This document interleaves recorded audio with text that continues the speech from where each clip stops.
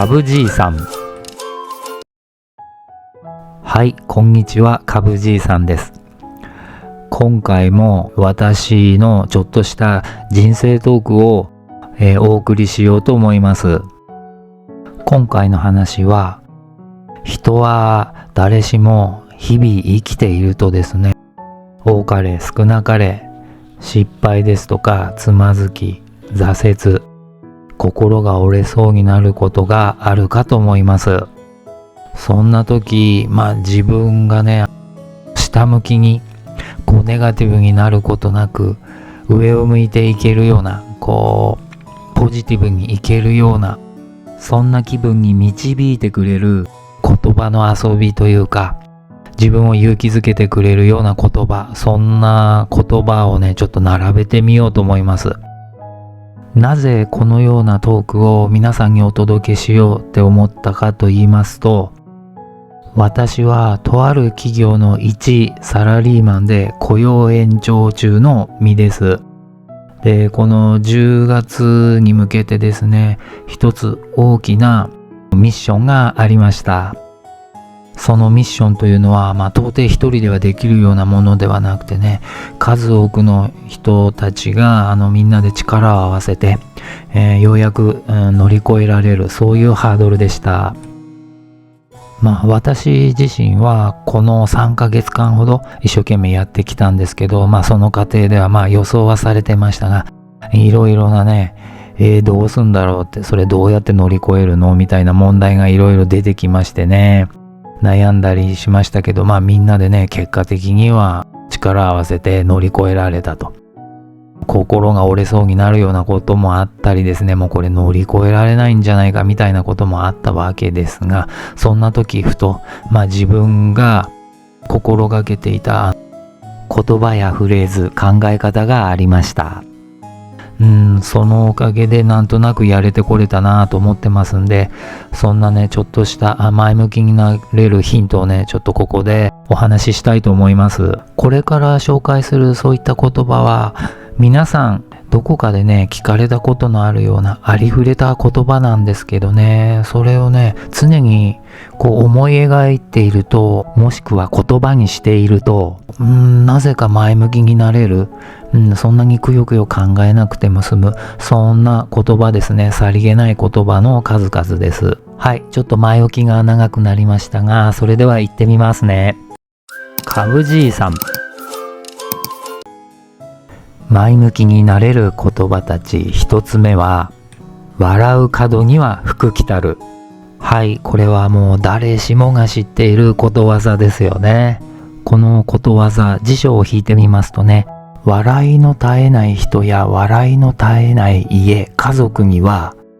自然と幸福が訪れるよという意味ですね。また、このことわざには悲しいことや苦しいことがあっても希望を失わずにいれば幸せがやがてやってくる、必ず幸せが来るという励ましの意味も込められているそうです。人間は幸せを感じた時、楽しい時、面白い時、愉快な時、自然と笑顔になるわけですけれども、このことは最新の脳科学や分析で間違いのないことだということがもうしっかり判明しているんですね。このことを掘り下げてちょっとご紹介しますと、人間は笑うことで不安感やストレスを軽減するドーパミン、痛みを和らげたり神経を落ち着かせるエンドルフィン、そして幸福ホルモンと呼ばれるセロトニン、愛情ホルモンと呼ばれるオキシトシンなどの脳内物質が分泌されて、結果的に心身がリラックスする効果、そして全身が健やかな状態に近づいていく効果があるということが確認されているそうです。このことをね、逆手に取ると、特にね、楽しくなくても、辛い時でも、悩み事がある時でも、つまずきそうな時でも、無理やりね、笑ってみると、これが不思議なことに脳みその中にドーパミンが分泌されて、脳の働きが活性化したり、肯定的な感情を作り出したり、なんとなくね、前向きになれる。そういうね、結果が現れるというのがね、科学的に分かっているそうなんですね。人間辛いことが起きますとね、誰しも頭を抱えて、なんてことだとかね、やっちゃったなとか失敗したなとか、うわどうしようってしくじったこと、失敗など不幸なことなどに頭を抱えて天を仰いだり下向きになっちゃうんですけど、そこで無理やり笑顔を作るとですね、これが不思議なことになんとなく下向きな重い雰囲気が前向きな上向きな気持ちになるんですよね。実際ね、皆さん無理やり笑ってみてください。脳みそのね、右前の方とかね、後ろの上の方にね、何かね、ほわーっとね、上を向かせてくれるようなものがね、ボンと生まれてくるのを感じます。本当かよって思うんですけど、私感じますね。で、仮にこれが嘘だとしてもいいんですよね。自分が幸せになれるって思える、前向きになれる、上向きになれる、しくじったけどなんとかなるよって思えればそれでいいんですよね。この人間が幸せを感じた時に笑顔になるということと、笑顔を作ると人間は幸せを感じられる。このことをね、知ってから私ね、四六時中ね、無理やり笑うようにしてます。年取ってね、いろいろしくじることがね、増えてきたんですけど、そんな時ね、無理やりね、ニヤッとしたりしてね、周りの人はなんだあのおじいさんって思うかもしれないですけど、そんなことはどうでもいいんです。前向きになれればいいかな。ということで、一つ目、笑う角には福来たる。これですね、これとっても効果ありますよ。皆さんもぜひ試してみてください。株じいさん。前向きになれる言葉たち。2番目。まだこれだけではなくて、もうこんなに？これ一体何を言ってるんだって皆さん思うかもしれませんが、これはある目標を 100% としますと、今ようやく半分 50% までできたと。残りまだ 50% もある。まだこれだけしか進んでないんだって考えるか、そうではなくてその真逆。もうこんなに進んだんだ。もう 50%、半分も進んだんだ。マラソンに例えるなら、もう折り返し地点まで到達したんだってことですね。すごいシンプルです。単純です。この考え方も皆さんにしてみれば、そんなの知ってますよ、当たり前だよってね、思われるかもしれませんが、意外とこれがね、できない。それが人間なんですよね。なかなか、まだまだあるなって考えちゃう。でもね、これは捉え方、見方を変えればですね、こんなに進んだんだって捉えていればね、まだ気楽でね、前向きに進んでいこうって思えるんですよね。目標、ゴールまでの道のりの半分も進んできた。あと半分、今までやってきたね、この努力と同じ努力をね、続ければもうゴールに到達できる。もう先が見えてきたって思えるんじゃないでしょうかね。で、そこで大事になってくるのが、目標、ゴールはどこにあるのか、何が 100%って言えるのか、そこがはっきりしてるっていうことが大事だと思うんですよね。ここがちょっとはっきりしないままだと、自分がもう 50% も来た、あと残り半分だって思えなくなってしまう。先の見えない、出口の見えない、そういう目標だとなかなか辛くなってしまうんですよね。だから目標っていうのはやっぱりはっきりしておくべき。目標がはっきりすれば、もう 50% も来た、自分に言い聞かせられる。頑張れる。そういうふうに思います。このことは現実をどう捉えるか、どういう視点で物事を見るかっていうこと、それによっていかに楽に生きていけるか、自分が今までやってきたことをいかに肯定できるか、そして前向きに進めるか、そういった考え方のヒントだと思います。前向きになれる言葉、その2つ目はまだこれだけではなく、もうこんなにでした。株じいさん。株じいさんチャンネルは、還暦を過ぎた私株じいさんがクロス株との出会いで人生が変わったをメインテーマに、ツーリング、キャンプ、ハイキング、登山、旅行、様々な道具、そして人生のお話などなど何でもありのゆるいチャンネルです。よく噛むのがたまに傷ですが、ドンマインド。チャンネル登録、高評価にコメントもどうぞよろしくお願いします。前向きになれることは生き方。その3つ目は、ほどほど、いい加減、適当。これですね。これは何を言っているかというと、100点を目指さずとも60点から70点くらいでよしとしようという、そういう気楽な生き方、過ごし方、考え方ですね。これもよく聞く考え方ではあると思います。ガッチガチにね、頑張らず気楽に済ませておく。もしそれではね、足りないという時には、そこからもう一歩手間を加えて少し進めるくらいのゆとりで生きていくと、これが結構楽なんですよね。何事も100点満点を目指すのはやはりすごい大変だと思います。何せ完璧を狙うわけですから、間違いやミスは一つも許されない。これは緊張を強いられますし、頭にも体にもストレスがかかると思います。一方、ほどほどで済まそうと思えば、こんなもんでいいかなといったゆるい気分でリラックスしてできますよね。これはもちろんそういう対応が許されるケース、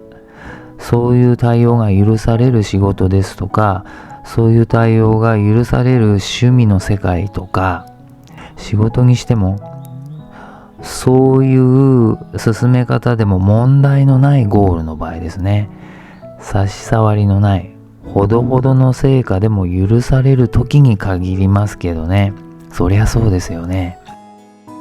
言ってみれば、例えば100点満点のテスト、合格ラインは70点だとして、100点満点を目指してテストを受けるのか、70点程度を目指してそれでもいいじゃないかということでね、それぐらいのちょっと力を抜いた、考え方でテストを受けるのか、これはね、かなりの差があると思いますね。100点を目指さずとも70点目指せばそれでいいんじゃないのって考えて対応する。どちらもですよ。どちらもっていうのは100点満点でも合格ですし、70点取っても合格には変わらないわけですんで、だったらほどほどの力の入れ方、労力で気楽にいけば楽だよねというスタイルですね。これね、ずいぶんいい加減な投げやりな無責任な考え方じゃないかって思われる視聴者さんも結構いるかと思うんですが、ある意味そうなのかもしれません。ただ 100% を目指さなくてもいいケースっていうのは結構世の中にはあると思うんですよね。で、ちょっと力を抜いて70点程度を目指してほどほどにやればですね、より短時間で済ませられたり、また仕事であれば例えば早く提出できて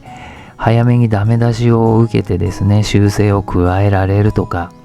もしくは早めに終わって別のことにエネルギーを注げるとか、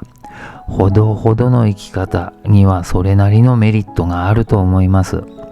これはとってもいい生き方、過ごし方なんではないかなって思うようになりました。自分自身若い頃はシャニムに100点満点目指してやってきたと思います。でもね、年を重ねていろいろと人生を過ごしてきますとね、そんなに 100% 目指して頑張ることもないんじゃないかなっていうことがいろんなシーンであります。別の表現、言い方をしますと、適当っていうのは適度な程度という意味であって、無責任で投げやりな適当にという意味ではないんですよ。いい加減なところで済ますと。いい加減、じゃなくてね、いい加減です。ちょうど良いところ、ちょうどいい塩梅、そこそこのいい程度と言えばいいのかと思います。ガッチガチに一切の隙もない完璧な状態や結果を求めずに、まあこんなもんかな、これぐらいでいい感じかな、これぐらいがいい加減かなと自分が思える程度を良しとしていく、そんな感じの生き方ですね。もちろんその球体点となる判断には個人差もあると思います。それはそれとして自分にとっての球体点のところで、これぐらいで良しとしようか、これぐらいがいい加減かな、これぐらいが適当なのかなって思えればそれでいいと思うんですよね。この考え方はとっても楽ですよ。なんと言いますか、生きる上でのゆとりも生まれます。肩意地張らずに力を抜いて生きていけますよ。でもね、これも人によってはけしからん、なんと甘い考え方だ、ふざけてんじゃないのってね、バカにしてんじゃないのって、もっとね厳しく物事に向き合わなきゃならないって、そういうふうにね考える方ももちろんいらっしゃると思います。これはね、その対象がどういうものにあるかにもよると思うんですよね。こればっかりは人それぞれ、判断の分かれるところでいかんとも結論は出ないような世界観じゃないでしょうか。人にはそれぞれの生き方っていうものがありまして、求める期待感や求める達成感のレベルっていうのは十人十色千差万別だと思います。ある完璧主義の人にとっては期待するレベルが 100% だとして、100% に到達しないと達成感も得られないですし、とても残念な気分になる。片やほどほど主義の人は完璧なレベルを100とすると 60% ぐらいでもこれぐらいでいいかな、いいと思える、自分としては満足、達成したと思える。これはかなり楽な生き方だと思います。それで本人が悔いもなく良しと思えるのであれば、それで良いのではないでしょうか。そのことが周囲の人たちに迷惑をかけてしまっているとか、そういう場合はちょっと話が違いますけれどもね。ということで、前向きになれる言葉たちの3番目は、ほどほど、いい加減、適当でした。この考え方、共感できる人はマイウェイでね、このスタイルを貫いていけばいいと思います。